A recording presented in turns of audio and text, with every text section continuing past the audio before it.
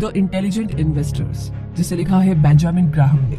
और इस किताब की बात करें तो सबसे पहले इंटेलिजेंट इन्वेस्टर्स का मतलब क्या है? क्या हाई रिटर्न्स के लिए आपके अंदर हाई आईक्यू होना ही चाहिए? जी नहीं, बेंजामिन ग्राहम तो ऐसा बिल्कुल नहीं मानते। एक इंटेलिजेंट इन्वेस्टर वो होता है जिसमें डिसिप्लिन हो, पेशेंस हो और जिसके अंदर लर्निंग का पैशन हो, यानी कि आपको अपने इमोशंस पर कंट्रोल करना आता हो और आपके अंदर इंडिपेंडेंटली सोचने की एबिलिटी हो। ग्राहम का मानना है कि इंसान के अंदर इस टाइप की इंटेलिजेंस उसके ब्रेन से ज्यादा कैरेक्टर पर फोकस करती है। क्या आपको पता है कि सर आइजैक न्यूटन ने एक बार स्टॉक्स पे पैसे इन्वेस्ट किए थे? उस टाइम पर साउथ सी कंपनी के स्टॉक्स यूके में सबसे ज्यादा डिमांड में थे। न्यूटन को लगा कि स्टॉक मार्केट में पैनिक फैला हुआ है, इसीलिए उन्होंने अपने सारे स्टॉक बेच दिए और उन्हें 7,000 यूरो का 100% प्रॉफिट हुआ था। हालांकि कुछ महीने बाद ही न्यूटन ने भी लोगों के इन्फ्लुएंस में आकर के साउथ सी कंपनी में दोबारा इन्वेस्ट किया और वो भी पहले से ज्यादा अमाउंट, लेकिन इस बार उन्हें 20,000 यूरो का लॉस उठाना पड़ा। बाद में उन्होंने कहा भी कि वो आसमान के सितारों की अच्छी कैलकुलेशन कर सकते हैं, लेकिन लोगों के इमोशंस को नहीं समझ सकते। और उन्होंने अपने दोस्त को कहा कि आज के बाद मेरे सामने साउथ सी का नाम बिल्कुल मत लेना। तो क्या न्यूटन पेशेंट, डिसिप्लिन और सीखने के उत्सुक थे? बेशक, वो फिजिक्स के जीनियस थे, लेकिन इन्वेस्टमेंट में उनकी नॉलेज उतनी भी कमाल की नहीं थी। उनका खुद के इमोशंस पर कंट्रोल नहीं था, इसीलिए उन्होंने दूसरों की बातों में आकर के अपना नुकसान करवा लिया था। न्यूटन एक इंटेलिजेंट साइंटिस्ट तो थे, लेकिन इंटेलिजेंट इन्वेस्टर नहीं थे। स्टॉक ट्रेडिंग की दुनिया पहले मेडिएवल गिल्ड की तरह होती थी, जब लोग गैस वर्क और सुपरस्टिशंस पर ज्यादा भरोसा करते थे। लेकिन बेंजामिन ग्राहम के आने से काफी कुछ चेंजेस आए। अपनी किताब के थ्रू उन्होंने इन्वेस्टिंग में इस तरीके से क्लैरिटी और स्ट्रक्चर सेट किए कि ये एक मॉडर्न प्रोफेशन बन गया। अब सवाल ये आता है कि बेंजामिन ग्राहम कैसे इन्वेस्टमेंट के फील्ड में एक इतना बड़ा नाम बन गए, तो कैसे उन्होंने स्टॉक मार्केट में इतनी नॉलेज अचीव की? तो बात ऐसी है कि बेंजामिन ग्राहम 1894 में लंदन की एक रिच फैमिली में पैदा हुए थे। उनके फादर चाइनीज पोर्सिलेन के डीलर थे और बेंजामिन जब 1 साल के हुए तो उनकी फैमिली न्यूयॉर्क में शिफ्ट हो गई। उनकी फैमिली न्यूयॉर्क के 5th एवेन्यू में रहती थी। उनके पास एक बहुत बड़ा घर था जिसपे कई सारे सर्वेंट्स थे। फिर कुछ सालों के बाद ही बेंजामिन के फादर की डेथ हो गई। पोर्सिलेन का फैमिली बिजनेस घाटे में चलने लगा और वो लोग गरीब हो गए। बेंजामिन की मदर ने घर में कुछ किराएदार रख लिए और साथ ही कुछ पैसा स्टॉक में भी इन्वेस्ट कर दिया। लेकिन बदकिस्मती से स्टॉक मार्केट क्रैश हुआ तो उनका सारा पैसा डूब गया। बेंजामिन को एक बार बड़ी एम्बैरेसमेंट फील करनी पड़ी जब वो अपनी मदर का दिया हुआ चेक कैश करने बैंक में गए। बैंक के एम्प्लॉय ने उनसे कहा कि क्या उनकी माँ के अकाउंट में $5 भी है? और यही वो मोमेंट था, यही वो पल था जिसने उन्हें हार्डवर्क करके अपनी सिचुएशन को इम्प्रूव करने के लिए मोटिवेट किया। तो बड़े होकर के उन्होंने कॉलेज की स्कॉलरशिप ली। बेंजामिन ने अपनी क्लास में टॉप किया था। उस टाइम वो सिर्फ 20 साल के थे, लेकिन उन्हें 3 डिफरेंट डिपार्टमेंट से टीचिंग का ऑफर मिल रहा था, लेकिन बेंजामिन को मना करना पड़ा। उस वक्त उनका पूरा फोकस सिर्फ और सिर्फ वॉल स्ट्रीट पर था।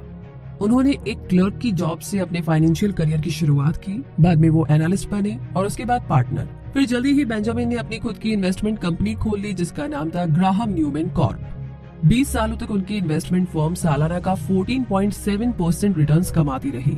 साल 1929 से 1932 तक ग्रेट क्रैश रहा, लेकिन ग्राहम की कंपनी ने ये क्रैश न सिर्फ सरवाइव किया बल्कि उसके बाद और भी ज्यादा प्रॉफिट कमाया।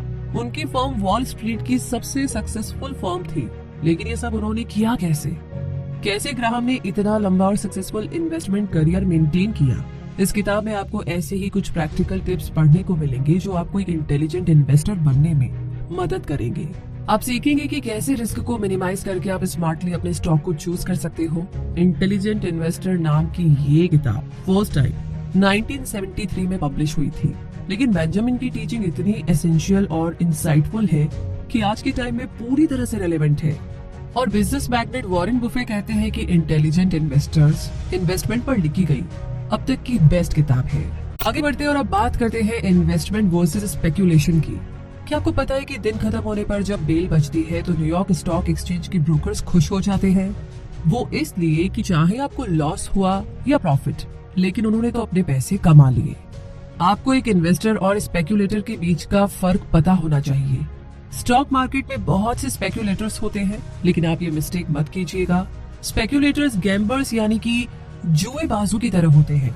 जैसे कि गैम्बलर्स हाई रिस्क पर काफी सारा पैसा लगा लेते हैं, तो कभी कभी उनको बाई चांस प्रॉफिट भी हो जाता है, लेकिन ज्यादातर उनको लॉस ही होता है।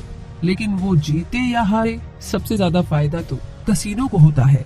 तो आप ये कैसे श्योर करेंगे कि आप इन्वेस्ट कर रहे हैं या सिर्फ स्पेकुलेशन लगा रहे हैं? सबसे पहले तो जब आप किसी कंपनी को स्टडी करते हैं तो स्टॉक लेने से पहले उस कंपनी की कमी या खूबियों के बारे में पता कर लीजिए। दूसरी चीज है हाई रिस्क को अवॉइड करें, और थर्ड एडिक्वेट रिटर्न्स एक्सपेक्ट करो, ना कि ओवरली हाई रिटर्न्स। तो अगर आप ये तीनों रूल्स माइंड में रखोगे तो इन्वेस्टमेंट में लॉस को अवॉइड कर सकते हो। तब आप खुद के लिए पैसा अर्न करोगे, ना कि ब्रोकर के लिए। स्पेक्यूलेटर्स रॉन्ग डिसीजन लेते हैं, जबकि इन्वेस्टर्स हमेशा केयरफुल रहते हैं, इसीलिए उनकी सक्सेस भी लॉन्ग टर्म तक सस्टेन रह पाती है। ग्राहम की गाइडलाइंस फॉलो करके आप भी अपनी सक्सेस को लॉन्ग टर्म के लिए सिक्योर कर सकते हैं। आजकल ज्यादा से ज्यादा लोग ऑनलाइन और डे ट्रेडिंग में इंटरेस्ट ले रहे हैं। लोगों को ये किसी फाइनेंशियल वीडियो गेम प्ले करने जैसा ही थ्रिलिंग लगता है। बार में, रेस्टोरेंट्स में या कैफेटेरिया, आजकल हर जगह से लोगों को इन्फॉर्मेशन मिलती रहती है। आजकल टीवी और इंटरनेट में फाइनेंशियल एडवर्टीजमेंट से जुड़ी हर इन्फॉर्मेशन अवेलेबल है, लेकिन असल में देखा जाए तो प्रॉब्लम की जड़ भी यही है। लोग मिस इन्फॉर्म हो रहे हैं। हर जगह से उन्हें इतनी ज्यादा इन्फॉर्मेशन मिल रही है कि वो कंफ्यूज हो रहे हैं। उनके पास प्लेंटी ऑफ इन्फॉर्मेशन तो है, लेकिन इंटेलिजेंट इन्फॉर्मेशन की कमी है। लोग सिर्फ टीवी स्क्रीन में स्टॉक्स के नंबर पढ़ते हैं, और इनमें से ज्यादातर लोग स्पेक्यूलेटर्स ही होते हैं। वो जिस कंपनी में पैसा इन्वेस्ट कर रहे हैं उसके बारे में उनके पास जीरो नॉलेज होती है, और उन्हें इस बात से कोई फर्क नहीं पड़ता। उन्हें तो बस टिंकर सिंबल से मतलब है, ताकि वो स्टॉक्स ले सके। 1998 में एक छोटी सी बिल्डिंग मेंटेनेंस कंपनी के स्टॉक प्राइस देखते ही देखते ट्रिपल हो गए थे। कंपनी का नाम था टेम्को सर्विसेज। दरअसल हुआ ये कि लोग इसके टिकर सिंबल से कंफ्यूज हो गए थे। उन्होंने टीएमसीओ को टीएमसीएस समझ लिया था, जो कि किसी दूसरी कंपनी का टिकर सिंबल था। टिकट मास्टर ऑनलाइन एक पॉपुलर वेबसाइट है जिसका खुद का आईपीओ था, और लोगों ने टेम्को सर्विसेज को टिकट मास्टर ऑनलाइन कंपनी समझकर स्टॉक लेने शुरू कर दिए थे। किसी ने भी ये नहीं सोचा कि 2 मिनट उस कंपनी की जरा जांच पड़ताल कर ली जाए जिसमें वो अपना पैसा इन्वेस्ट कर रहे हैं। अगर आप डेली स्टॉक प्राइस चेक नहीं करेंगे तो क्या आपको सही लगेगा? ग्राहक के हिसाब से कोई भी स्मार्ट इन्वेस्टर ऐसा बिल्कुल नहीं करेगा। आपको हमेशा लॉन्ग टर्म के बारे में सोचना चाहिए, और स्टॉक की डेली फ्लक्चुएशन की बजाय कंपनी की वैल्यू देखिए, क्योंकि तभी आप दूसरों के इन्फ्लुएंस पे आने से खुद को बचा पाएंगे। एक बार CIBC में एक ऐसा ही एनालिस्ट था जिसने कहा कि Amazon.com का प्राइस टारगेट $150 से $400 बढ़ जाएगा। रिजल्ट ये हुआ कि Amazon के स्टॉक्स 14% बढ़ गए। ये बात 1998 की है। हुआ ये कि लोगों ने इस स्टेटमेंट को इतना सीरियस ले लिया कि Amazon के स्टॉक्स लगातार बढ़ते चले गए, और कुछ हफ्तों के बाद ये $400 से भी ज्यादा बढ़ गए। A Century of Stock Market History 1990 यानी कि 1990 में स्टॉक मार्केट के एक्सपर्ट्स ने भविष्यवाणी करी कि 1802 से स्टॉक्स में हर साल 7% का रिटर्न्स है। इसका मतलब था कि 1990 में इन्वेस्टर्स एटलीस्ट 7% रिटर्न एक्सपेक्ट कर सकते थे। पहली फॉरकास्टर्स की फ्यूचर प्रेडिक्शन इस बेस पर होती थी क्योंकि उन्हें पास्ट पर पूरा ट्रस्ट था। हालांकि ग्राहम के हिसाब से ये चीज लॉजिक और रीजन के परे है, क्योंकि ऑथर ने हमेशा ही प्रैक्टिकलिटी और कॉमन सेंस को प्रायोरिटी दी है। वो आर्ग्यू करते हैं कि स्टॉक मार्केट का पास्ट बिहेवियर फ्यूचर में काम नहीं आ सकता। इनफैक्ट कई बार फॉरकास्टर से टेरिबल मिस्टेक्स हुई है।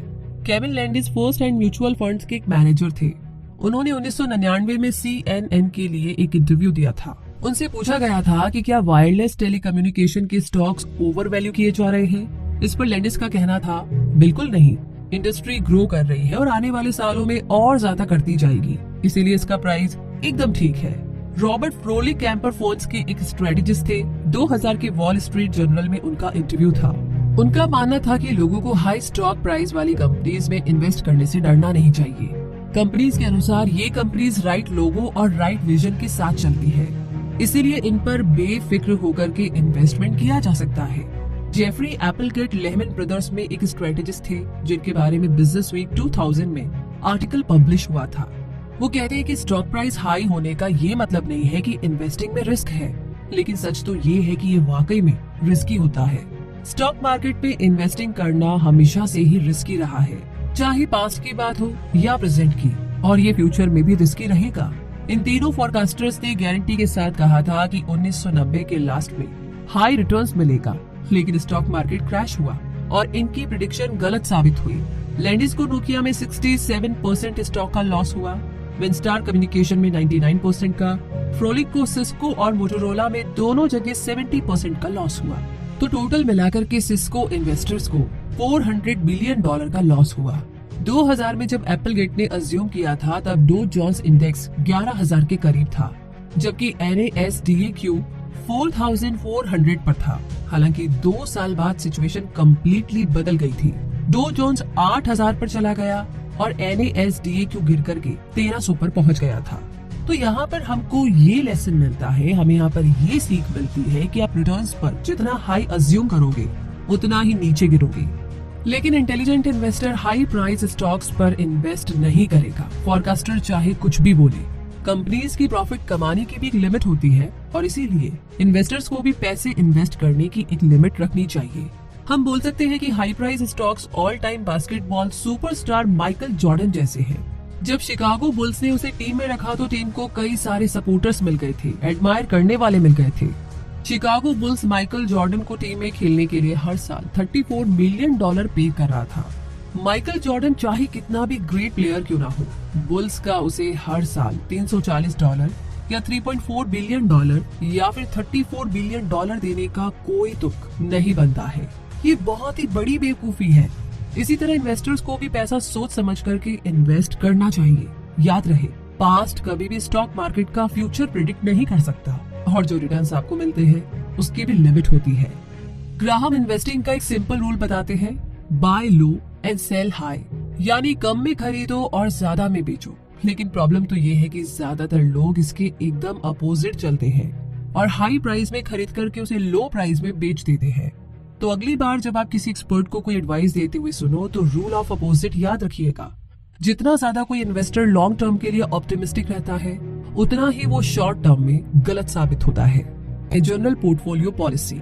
इंटेलिजेंट इन्वेस्टर बनने के लिए हम 2 तरीके से अप्रोच कर सकते हैं। पहला है एक्टिव अप्रोच। अगर आप किसी स्पोर्ट्स फैन की तरह है तो ये तरीका आपके लिए एकदम सही है। एक्टिव इन्वेस्टिंग का मतलब है कि हम हमेशा अलर्ट रहते हैं, मार्केट को स्टडी करते रहते हैं और अपने सेट ऑफ स्टॉक्स और बॉन्ड्स को केयरफुली सिलेक्ट करते हैं। सेकंड है पैसिव अप्रोच। अगर आप थोड़ी लेजी टाइप और रिलैक्स रहने वाले लोगों में से हैं, तो ये तरीका अप्लाई कर सकते हैं। पैसिव इन्वेस्टिंग का मतलब है कि हम परमानेंट इन्वेस्टमेंट करेंगे जहां पर हमें बार बार मार्केट की एक्टिविटीज को ट्रेस ना करना पड़े। तो ये दोनों ही अप्रोच इंटेलिजेंट है। इसके पीछे आइडिया सिर्फ यही है कि आप इनमें से अपने लिए राइट अप्रोच को चूज करें। क्या आपको एक्साइटमेंट पसंद है या आप रिलैक्स बैठना पसंद करते हैं? इस स्टेप के बाद आपको डिसाइड करना है कि आप बॉन्ड्स पर कितना पैसा लगाना चाहते हैं और स्टॉक्स पर कितना। तो नॉर्मली बॉन्ड्स में रिस्क मिनिमम होता है, इसीलिए इनका रिटर्न्स भी कम होता है, जबकि स्टॉक्स में हाई रिस्क और हायर रिटर्न्स के चांस होते हैं।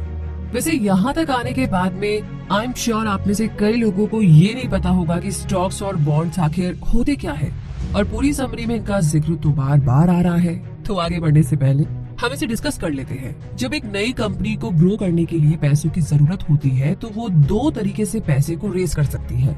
एक है उधार यानी कि लोन्स लेकर के, और दूसरा है कि अपनी कंपनी के शेयर्स को बेच करके। तो अब स्टॉक्स और बॉन्ड्स एक तरीके के सिक्योरिटी सर्टिफिकेट है जो कि आपको मिलते हैं। मान लीजिए कि आपने कंपनी को 10,000 उधार दिए यानी डेब्ट दिया, तो आपको एक बॉन्ड सर्टिफिकेट मिलेगा जिसमें लिखा होगा कि कंपनी आपको एक पर्टिकुलर टाइम के बाद 20,000 रुपए देगी।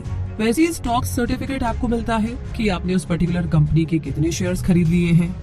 अब मान लीजिए कि कंपनी बैंकरप्ट हो जाती है और उसको बेचने के बाद इतने पैसे नहीं मिलते कि सब बॉन्ड होल्डर्स और स्टॉक होल्डर्स को पैसे चुकाए जाए, तो बैंकरप्सी के केस में पैसा पहले हमेशा बॉन्ड्स होल्डर्स को ही मिलेगा।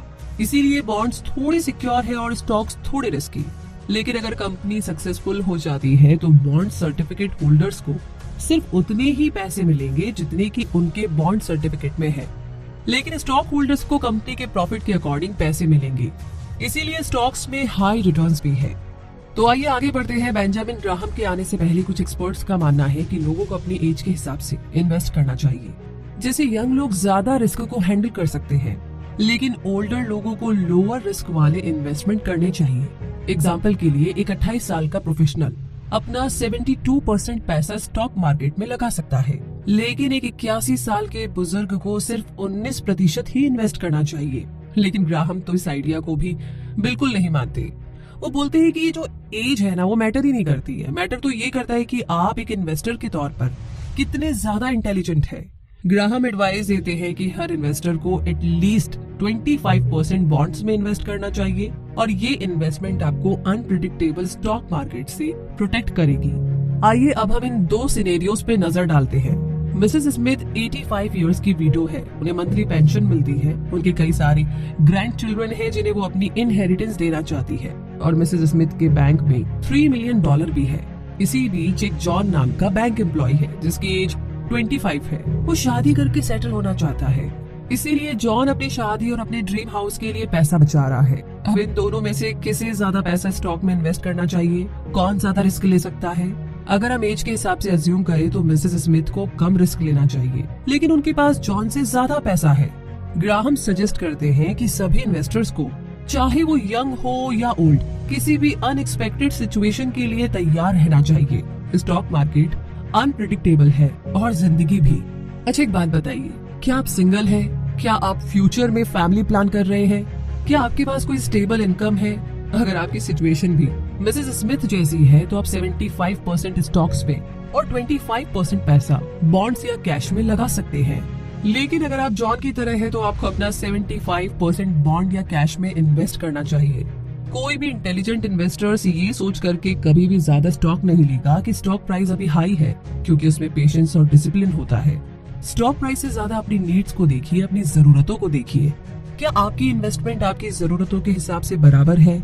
तो ग्राहम यहाँ पर एडवाइस देते हैं कि हर 6 महीने में अपनी प्रोफाइल का एनालिसिस करते रहे, ताकि आप इम्पल्सिव डिसीजन लेने से बचे रहे और आपका पैसा बर्बाद ना हो। इसी बेहतरीन एडवाइस के साथ अब आगे बढ़ते हैं और बात करते हैं the defensive investor and common stocks के बारे में। डिफेंसिव इन्वेस्टर वो होता है जो जानता है कि स्टॉक मार्केट में कितना रिस्क है और कैसे वो खुद को डिफेंड कर सकता है। बॉन्ड्स अक्सर कम रिटर्न्स देते हैं, इसीलिए उस प्राइस पर स्टॉक्स खरीदना लॉजिकल होगा जो आपके लिए काम करता है। एक परमानेंट ऑटो पायलट पोर्टफोलियो रखना प्रैक्टिकल डिसीजन होगा, जिसमें वो स्टॉक्स होते हैं जो आप हमेशा रखते आए हैं। लेकिन स्टॉक चूज करने से पहले कंपनी के बारे में इंफॉर्मेशन कलेक्ट करना बिल्कुल ना भूलें।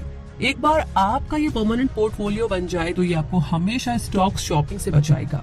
एक डिफेंसिव और इंटेलिजेंट इन्वेस्टर बनने का नंबर 1 रूल यही है कि हमेशा अपना होमवर्क करें। जिस कंपनी में पैसा लगा रहे हैं उसके बारे में अच्छे से समझ लीजिए, उसकी फाइनेंशियल स्टेटमेंट को चेक कीजिए। पीटर लिन, जो कि फिडेलिटी मैगलन के ओनर, लोगों को एडवाइस करते हैं कि हमेशा कॉमन नॉलेज को यूज कीजिए। किसी नए रेस्टोरेंट, टूथपेस्ट या जीन्स के ब्रांड की पॉपुलैरिटी से ये पता चल जाता है कि उनका बिजनेस अच्छा चल रहा है, इसीलिए इन्वेस्टमेंट करना सही रहेगा। अगर आपने एक सही कंपनी ढूंढ ली है तो समझ लीजिए कि आपका आधा काम तो हो गया। तो अब उसकी फाइनेंशियल स्टेटमेंट को चेक कीजिए। जैसे कि एक्ट्रेस बारबरा स्ट्रेसैंड अपनी डे ट्रेडिंग के लिए काफी पॉपुलर है। उनका तरीका बताता है कि मेजॉरिटी ऑफ इन्वेस्टर्स कैसे सोचते हैं। 1999 में उन्होंने कहा कि वो रोज स्टारबक्स इसलिए पीती है क्योंकि उन्होंने स्टारबक्स के स्टॉक्स में पैसा इन्वेस्ट किया है। लेकिन सिर्फ इतना ही काफी नहीं है। एक एग्जाम्पल और है कि बहुत से लोगों ने Amazon.com में सिर्फ इसलिए इन्वेस्ट किया क्योंकि उन्हें ये वेबसाइट पसंद है, या लोगों ने E-Trade स्टॉक इसीलिए खरीदे क्योंकि ये उनका पर्सनल ऑनलाइन ब्रोकर है। तो कुछ लोग किसी म्यूचुअल फंड कंपनी में इसीलिए इन्वेस्ट करते हैं क्योंकि उनकी ऑफिस बिल्डिंग शहर में ही है। लेकिन किसी कंपनी को उसकी असली वैल्यू से ज्यादा मत सोचिए। अगर आपको कंपनी के बारे में कुछ ज्यादा ही पता है तब शायद आपको उसकी कमियां दिखाई नहीं देगी, इसीलिए लेजी इन्वेस्टर मत बनिए। अब अगर आप एक डिफेंसिव इन्वेस्टर है जो हमेशा अपना होमवर्क करता है तो यही सही टाइम है स्टॉक्स लेने का। आप भी इन टिप्स का फायदा उठाकर एक स्मार्ट इन्वेस्टिंग कर सकते हैं। सबसे पहले ऑनलाइन ब्रोकर वेबसाइट को चेक कीजिए, जैसे कि sharebuilder.com या foliofund.com। ये ब्रोकर वेबसाइट्स पर ट्रांजैक्शन सिर्फ $4 चार्ज करती है और इन्वेस्ट करने के लिए कोई मिनिमम अकाउंट बैलेंस लिमिट भी नहीं है। इसमें आप अपने ऑनलाइन बैंक अकाउंट से पैसा डाल सकते हो या फिर अपने डिविडेंड्स को री इन्वेस्ट कर सकते हो। तो कुछ ऐसी कंपनीज भी अवेलेबल है जो कि अपनी वेबसाइट्स के थ्रू स्टॉक ऑफर करती है, जिसका सबसे बड़ा बेनिफिट ये है कि आपको कोई भी ब्रोकर ढूंढने की जरूरत नहीं है। म्यूचुअल फंड्स में इन्वेस्ट करना भी फायदे का सौदा है। ये इन्वेस्टमेंट लो रिस्क और लो कॉस्ट होती है। इसमें मेंटेनेंस ना के बराबर होती है और ना ही मॉनिटरिंग की जरूरत पड़ती है। म्यूचुअल फंड्स एक तरीके से सेफ और स्मार्ट इन्वेस्टमेंट माने जाते हैं क्योंकि इसमें अप डाउन और अनप्रिडिक्शन रिजल्ट बहुत कम होते हैं। वैसे वॉरेन बुफे के अकॉर्डिंग इंडेक्स फंड्स सबसे बेस्ट है। और इसी के साथ आगे जानते हैं portfolio policy for the enterprising investor, negative approach. आइए इसे समझते हैं। डे ट्रेडिंग का मतलब क्या है? एक्चुअली डे ट्रेडिंग का मतलब है स्टॉक्स को एक शॉर्ट टाइम के लिए होल्ड करके रखना। बहुत से लोग डे ट्रेडिंग करते हैं लेकिन असल में ये फाइनेंशियल सुसाइड का सबसे इजी मेथड माना जाता है। जी हाँ, जब आप डे ट्रेड करते हो तो कभी आपको प्रॉफिट होता है लेकिन ज्यादातर इसमें लॉस ही होता है। एक्चुअली में इसका सबसे ज्यादा फायदा आपके ब्रोकर को होता है। डे ट्रेडर्स हमेशा अपने स्टॉक्स की खरीद और बेच को लेकर के एक्साइटेड रहते हैं और इसी वजह से वो हाई प्राइस में लेते हैं और लो प्राइस में बेच देते हैं। याद रहे, जब भी आप अपने स्टॉक्स की खरीद बेच करते हैं तो आपको ब्रोकर को भी पे करना होता है। जितना ज्यादा आप डे ट्रेड करेंगे उतना कम रिटर्न्स आपको मिलेगा। जो एक्स्ट्रा कॉस्ट आप पे करते हैं उसे मार्केट इम्पैक्ट बोला जाता है। हालांकि आपका ब्रोकर इसे स्टेटमेंट में दिखाता नहीं है। जैसे एग्जांपल के लिए आप बहुत शॉर्ट टाइम के लिए 1000 शेयर खरीदना चाहते हो। अब क्योंकि आप जल्दीबाजी में हो इसीलिए आप नॉर्मल प्राइस से 5 सेंट ज्यादा देकर स्टॉक्स लेते हो, तो यहीं पर आपको $50 एक्स्ट्रा पे करना पड़ा। सेम चीज होती है जब आप सेल करना चाहते हो। जल्दी के चक्कर में आप अपने शेयर लो प्राइस में बेच देते हो। मान लो आपका स्टॉक कोई वुड का टुकड़ा है यानी कि लकड़ी का टुकड़ा है, तो हर बार खरीद या बेच के टाइम आप इसे सैंड पेपर से घिस रहे हो। क्योंकि आप खरीदने के लिए उतावले हो तो 4% एक्स्ट्रा पे कर रहे हो और क्योंकि आपको इसे जल्दी बेचना भी है तो आप 4% और पे करते हो। तो टोटल मिलाकर के आपने अपने वुड का 8% वेस्ट कर दिया। एक बहुत ही फेमस कहावत है, don't just stand there, do something. यानी सिर्फ खड़े मत रहो, कुछ करते रहो। लेकिन ये चीज इन्वेस्टिंग में अप्लाई नहीं होती है। एक इंटेलिजेंट इन्वेस्टर इसका एकदम अपोजिट करेगा। वो कहेगा कि don't do something, just stand there, यानी कुछ मत करो, बस खड़े रहो। जब आप लॉन्ग टाइम के लिए स्टॉक्स लेते हैं तो आपको रिटर्न्स भी ज्यादा मिलता है। तो आइए अब आगे बात करते हैं portfolio policy for the enterprising investor, the positive side. इसे भी समझते हैं। ग्राहम के buying low and selling high के गोल्डन रूल को आप कितना फॉलो करते हो? हर कोई टॉप कंपनीज में इन्वेस्ट करना चाहता है क्योंकि कॉर्पोरेट जायंट्स इतनी इजीली बैंकरप्ट नहीं होते और रिटर्न्स भी ज्यादा देते हैं। लेकिन प्रॉब्लम तो ये है कि जितना ज्यादा ये ग्रो करते हैं उतने ही फास्ट इनके स्टॉक प्राइस बढ़ते जाते हैं। 1995 से 1999 के बीच companies Home Depot, General Electric और सन माइक्रो सिस्टम हर साल ग्रो करती गई। सन माइक्रो सिस्टम और होम डिपो का रेवेन्यू डबल हो गया था। दोनों कंपनीज ने पर शेयर में ट्रिपल अर्निंग की। जीई का रेवेन्यू 29% तक पहुंच गया था। इसकी अर्निंग पर शेयर बढ़कर के 65% तक हो गई थी। उस टाइम ये स्टॉक्स टॉप पर थे, इसीलिए काफी एक्सपेंसिव हो गए थे। प्रॉब्लम ये है कि स्टॉक्स की ग्रोथ कंपनी की ग्रोथ से आगे निकल जाती है। इसीलिए जो इन्वेस्टर्स हाई प्राइस स्टॉक्स लेते हैं अक्सर उन्हें उतना एक्सपेक्टेड रिटर्न्स नहीं मिलता है। हम इस बात को कुछ और लेसन्स के थ्रू समझने की कोशिश करते हैं। अगर आप एक्सट्रीमली हाई प्राइस दे रहे हैं तो चाहे कंपनी कितनी ही टॉप पर क्यों ना हो, इन्वेस्टमेंट के लिए गुड चॉइस नहीं है। इसे हम फाइनेंशियल फिजिक्स बोलते हैं। जितनी बड़ी कोई कंपनी होती है उतनी ही स्लो उसकी ग्रोथ होती है। जैसे कि कोई न्यू कंपनी है जिसकी वर्थ $1 बिलियन है, तो जाहिर है कि आने वाले टाइम में ये कंपनी अपनी सेल्स इजीली डबल कर लेगी। लेकिन अगर कंपनी के स्टॉक $50 बिलियन तक पहुंच जाते हैं तो ये $50 बिलियन सेल्स कहां से लाएगी? अब आप किसी टॉप कंपनी के इतने महंगे शेयर्स कैसे ले सकते हैं? तो यहाँ पर हम अपने इंटेलिजेंट इन्वेस्टर्स को एक ट्रिक बता रहे हैं। हर बड़ी कंपनी आए दिन किसी न किसी प्रॉब्लम या कंट्रोवर्सी में फंसती है। उस टाइम उनकी प्रसिद्धि कम हो जाती है, इसीलिए उनके स्टॉक प्राइस भी कम हो जाते हैं। जैसे कि 2002 में जॉनसन एंड जॉनसन पर केस चला था कि वो अपनी एक फैक्ट्री में फॉल्स रिकॉर्ड कीपिंग कर रहे हैं। उस टाइम कंपनी के स्टॉक एक ही दिन में 16% तक घट गए थे, इसीलिए हर शेयर का प्राइस भी काफी कम हो गया था। तो यहाँ पर इंटेलिजेंट इन्वेस्टर्स इस तरह की अपॉर्चुनिटीज का फायदा उठा सकते हैं। जब ज्यादातर लोगों को जॉनसन एंड जॉनसन पर डाउट हुआ तो आप लोअर प्राइस में स्टॉक्स लेकर के रख लीजिए और जब कंपनी का इशू रिजॉल्व हो जाए तो आप वो स्टॉक्स हाई प्राइस पर बेच दीजिए। तो इसी के साथ आगे जानते हैं the investor and market fluctuations के बारे में। मार्केट फ्लक्चुएशंस का मतलब क्या है? इसका मतलब stock prices up and down होना। ग्राहम कहते हैं कि फ्लक्चुएशंस की रिपोर्ट्स को इग्नोर करना ही बेहतर है क्योंकि इससे आप दूसरे इन्वेस्टर्स के मूड से इन्फ्लुएंस नहीं होंगे। इनकॉमी कॉर्प एक टॉप सॉफ्टवेयर कंपनी थी। जून 1998 में मार्केट में आने के बाद इसके शेयर्स 1900% यानी कि 1900% तक इंक्रीज हो गए थे। दिसंबर 1999 में शेयर प्राइस ट्रिपल हुए और मार्च 2000 में शेयर अपने पीक प्राइस $231.62 पर पहुंच गए थे। लेकिन इंकटॉप के शेयर इतने फास्ट रेट से क्यों बढ़ रहे थे, सवाल ये है। तो इसका जवाब ये है कि कंपनी फास्ट ग्रोथ कर रही थी। दिसंबर 1999 में इंकटॉप ने $36 मिलियन की सेल्स की थी। अगर अगले 5 सालों तक यही ग्रोथ रही तो इसका रेवेन्यू $36 मिलियन पर क्वार्टर से $5 बिलियन पर मंथ पर पहुंचने की उम्मीद थी। लेकिन सच तो ये था कि इंकटॉप लॉस में चल रही थी। हाँ, बेशक कंपनी ने सेल्स में $36 मिलियन कमाए थे, लेकिन उसी क्वार्टर में इसे $6 मिलियन का भी लॉस हुआ था। कंपनी को 2 महीने पहले $24 मिलियन का लॉस हुआ था और $24 मिलियन का उससे पहले साल में। जब से इंकटॉप शुरू हुई थी, एक्चुअली में इसने प्रॉफिट कमाया ही नहीं था। फिर भी इन्वेस्टर्स ने इस न्यू कंपनी पर टोटल $25 बिलियन इन्वेस्ट कर लिए थे। $231.62 के पीक पर पहुंचने के 2 साल बाद इंकटॉप के शेयर प्राइस घट करके सिर्फ 25 सेंट्स हो गए थे। इसकी मार्केट वैल्यू $25 बिलियन से सिर्फ $40 मिलियन तक रह गई थी, और वो भी बावजूद इसके कि कंपनी ने $113 मिलियन का रेवेन्यू कमाया था।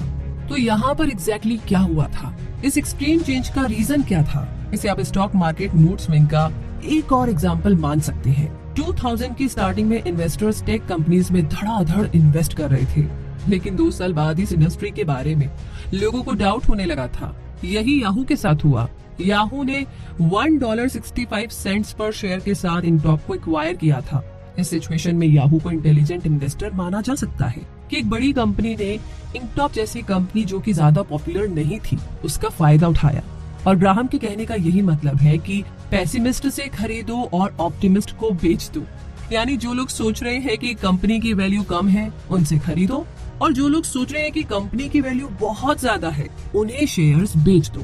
तो अब आप समझ गए होंगे कि स्टॉक मार्केट नेचर से कितनी बाइपोलर है। तो अब क्या आप इसे अपने डिसीजन को अफेक्ट करने दोगे? स्टॉक मार्केट का काम है प्राइस सेट करना, लेकिन एक इंटेलिजेंट इन्वेस्टर के तौर पर आपका काम है अपने लिए खुद डिसीजन लेना। 1999 में जब टेक कंपनीज के स्टॉक प्राइस आसमान छू रहे थे, तो हर कोई अपना पैसा इन कंपनीज में इन्वेस्ट करना चाहता था, क्योंकि लोग एक दूसरे को फॉलो करते हैं। इसीलिए उन्होंने इस फैक्ट को इग्नोर कर दिया था कि ओल्ड इकोनॉमी कंपनीज के शेयर कम हो रहे हैं, जैसे कि Coca Cola, Gillette, Washington post वगैरह। इनकी प्राइस 24.9% तक ड्रॉप हो गए थे। तो अगर आप इंटेलिजेंट इन्वेस्टर हैं, तो आप कभी भी बाकियों की तरह टेक कंपनीज के हाई प्राइस स्टॉक्स नहीं लेंगे, बल्कि आप सिचुएशन का फायदा उठाएंगे और लार्ज अनपॉपुलर कंपनीज के शेयर को खरीदेंगे। जब आप कोका कोला जैसी कंपनीज के चीप शेयर्स ले सकते हैं, तो टेक स्टार्टअप के हाई प्राइस स्टॉक्स लेने का फायदा नहीं है। तो लेसन ये है कि आप स्टॉक मार्केट को खुद पर हावी ना होने दें, बल्कि अपने डिसीजन खुद कंट्रोल करें। स्टॉक प्राइसेस तो आप कंट्रोल नहीं कर सकते, लेकिन आप 5 प्रैक्टिकल चीजें तो कंट्रोल कर सकते हैं, जो हमने इस बुक समरी में बताई है। सबसे पहली है कि आप अपनी एक्सपेक्टेशन को कंट्रोल कर सकते हैं। अपने रिटर्न्स को लेकर के एक रियलिस्टिक अप्रोच रखें। सेकेंड है कि आपका रिस्क, आप कब, कहां और कितना इन्वेस्ट करेंगे, ये सिर्फ और सिर्फ आपका डिसीजन होना चाहिए। थर्ड, आपकी नॉलेज, आप चीप प्राइस में स्टॉक खरीदो और पेशेंस रखो। फोर्थ है आपके टैक्स बिल्स। अगर आप अपने स्टॉक 1 साल या 5 साल के लिए रखते हो, तो आपकी टैक्स लायबिलिटी कम हो जाएगी। और सबसे इम्पोर्टेंट चीज ये है कि आपका अपने बिहेवियर में कंट्रोल हो। जब सब खरीद रहे हैं तो आप मत खरीदिए, और जब सब बेच रहे हैं तो आप मत बेचिए। एक इंटेलिजेंट इन्वेस्टर वही है जो अपने परमानेंट पोर्टफोलियो की लिस्ट ऑफ कंपनी से टाइम पर सेल करता है। वो तभी बेचता है जब उसे वाकई में पैसे की जरूरत पड़ती है, जैसे कि बीमारी, हाउस पेमेंट या कॉलेज फीस के लिए। एक intelligent investor stock market fluctuation की ज्यादा टेंशन नहीं लेता है, बल्कि वो अपनी जजमेंट पर डिपेंड रहता है। और एक इंटेलिजेंट इन्वेस्टर अपने स्टॉक 10 सालों तक भी होल्ड कर सकता है। तो इस समरी का कंक्लूजन ये निकलता है कि आपने इस किताब में इंटेलिजेंट इन्वेस्टर के बारे में जाना, आपने स्पेकुलेशंस और झूठी भविष्यवाणी के बारे में भी जाना, आपने ये भी सीखा कि अपना परमानेंट ऑटो पायलट पोर्टफोलियो कैसे क्रिएट करें, आपने डे ट्रेडिंग और मार्केट फ्लक्चुएशंस के बारे में जाना। आपकी फाइनेंशियल आउटकम आपके हाथ में है, किसी भी आउटसाइड फैक्टर्स को खुद पर कंट्रोल ना करने दें। रिच और सक्सेसफुल बनने की पावर आपके खुद के हाथों में है, इसीलिए भीड़ का हिस्सा ना बने, बल्कि औरों से हटकर एक इंटेलिजेंट इन्वेस्टर बने। तो दोस्तों, इन्हीं